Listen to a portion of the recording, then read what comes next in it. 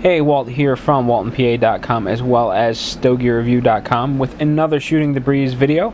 And first and foremost, happy 4th of July. It is Monday, July 4th. And I just got in from a range trip this morning, and I wanted to talk about it a little bit. And I think if we're going to title this video, it's probably best to title it something along the lines of an off day at the range. So this little bit of story gets kind of long-winded, and you know, you cigar smokers will appreciate this a bit more than the people watching specifically for guns. But this whole thing started last night, so that's where I'm going to start. So last night after dinner, I was just kind of hanging around the house, and I think I was watching the tail end of a Pawn Stars marathon, and I got the sudden urge to have a cigar. It was getting kind of late, and I generally don't like to light up a cigar that late in the evening because I wind up being up kind of late, and I'm an early riser. So I grabbed my phone. I just sent a little tweet update to Twitter saying, you know, I'm kind of feeling like a cigar, but I really don't know what I want. And I got several suggestions for a variety of different cigars, and Jason chimed in at some point. Jason Cesari, who I've talked about before, and a guy that I've met several times. We hung out quite a bit during Cigar Fest weekend. You know, he chimes in. He says, "Oh, you know, come up to my house. We'll have a cigar." Well, Jason lives 2 to 2.5 hours away, so that was, you know, it was kind of out of the question. But I got to thinking, you know, why don't I smoke something that Jason sent me home with, because he gave me a ton of cigars. And I came down into my office and started digging through my the rest of my Cigar Fest package that's kind of been sitting in the humidor since May or whenever the event was. And I dug out an Arturo Fuente Añejo Shark. So, you know, one of my favorite combinations with Maduro is coffee. So next thing I know, I'm smoking a cigar and I'm drinking a cup of coffee. And I generally never have coffee that late because it fires me up and I'm up for hours. Anyway, I get to bed around midnight, and I woke up first thing this morning. My alarm was going off at 4:30, as it usually does on a Monday, and I dreamt that it was going off or something. Next thing I know, it's wailing in my ear because it's got that increasing volume to it. So next thing you know, I'm up, my wife's up, the dog's, you know, disoriented and wondering what all the racket is all about, and everyone goes back to sleep. But about an hour later, I woke up and I just felt horrible, like I was completely hungover. All I had the night before was coffee. Yeah, I've got the dry mouth going on, the mild headache, a little bit of nausea, some dizziness. So I kind of shake it off. I jump in the shower, and then I figured, you know, if I'm moving around, I'll feel better. Obviously, I'm not hungover. It's just a bad start to the day or something. So I brew a pot of coffee, or a cup of coffee in the Keurig, and I head down here to have a morning cigar while everyone goes back to sleep or sleeps in on this holiday. And I decided, you know what, I'm gonna head over to the range. So I grab my phone, and you know, it's down to 15% charge. So I don't want to go to the range with a practically dead battery. A, because I like to take a lot of pictures when I'm at the range, and B, I want to make sure I have a charge in the event that there's an accident or something. So, you know, I put the phone on the charger. I'm kind of sitting around twiddling my thumbs, waiting for the phone to charge. Finally, you know, I get a decent charge, and out the door I go. And this is where the shooting part comes in. So I get to the range, and there's a father and son there shooting rifle. And as I explained in an earlier video, you are kind of at the mercy of the people that are there shooting. They were real nice guys. They didn't shoot much until they transitioned over to pistol, which was good because that's what I was there for. And we get to the firing line, and we start doing some shooting. I started off with my wife's .22 Beretta Neos.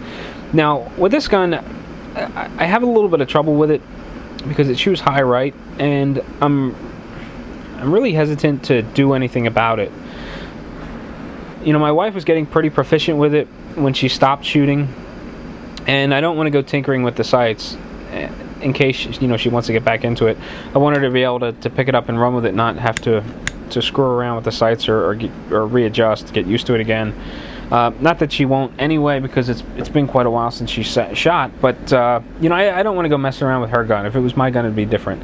But you know, so to compensate for the high right, you know, I'm holding low left, and I'm doing okay. I'm keeping the shots in a general area of you know, about 8 inches, the whole center mass concept. And I don't know how many rounds I shot, maybe 100 or so, and I was feeling kind of good, but my group was really spread out. Generally, I can keep them kind of tight. They're usually high right when I put the sight where I want the shots to go, but you know, because I was guesstimating, my pattern grew a little bit. So you know, I wasn't too worried about that. But when I transitioned over to 9mm to start shooting my M&P, my shots were all over the place.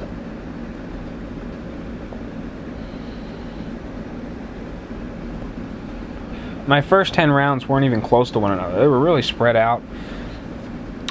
Shooting 15 yards, and generally, you know, I get into a groove and I start feeling comfortable, and I can tighten up the groups a little bit.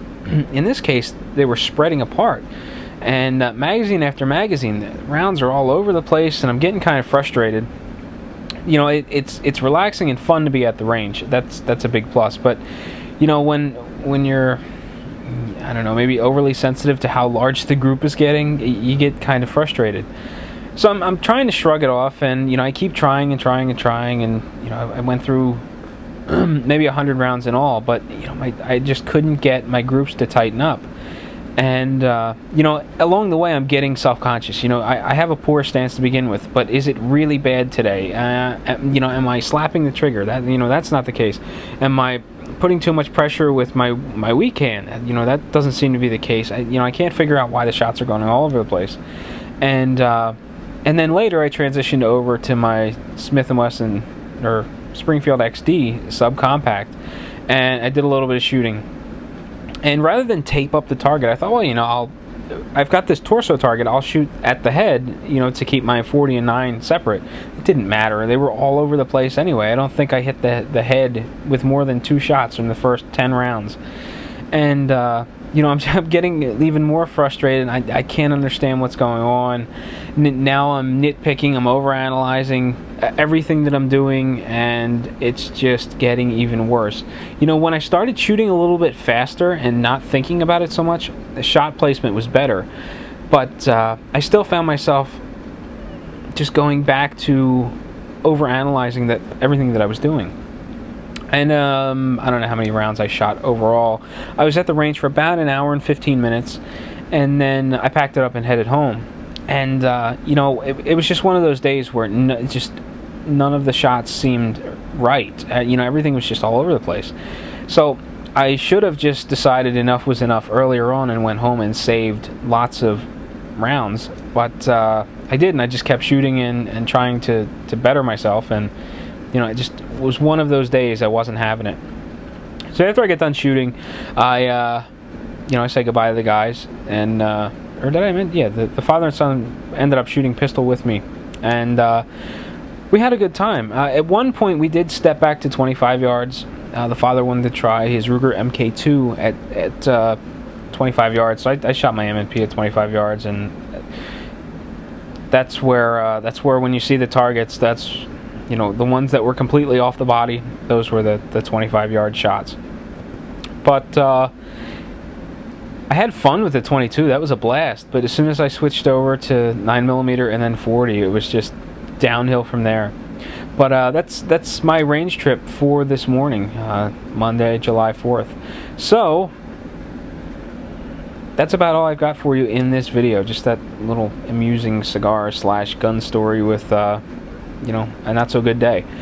But you know, one of the questions I like to post questions at the end of these videos, and this time around I want to know what you do when you start having a bad day. If you get to the range and your groups just start spreading out instead of tightening, you know, what do you do? Do you find yourself doing something wrong most often? You know, are you able to pick out what you're doing wrong and correct it, or is it something that just gets worse and worse until you finally just say, you know what, enough is enough, and pack it up and go home? So there you have it. Happy smoking, happy shooting, and I will catch you next time.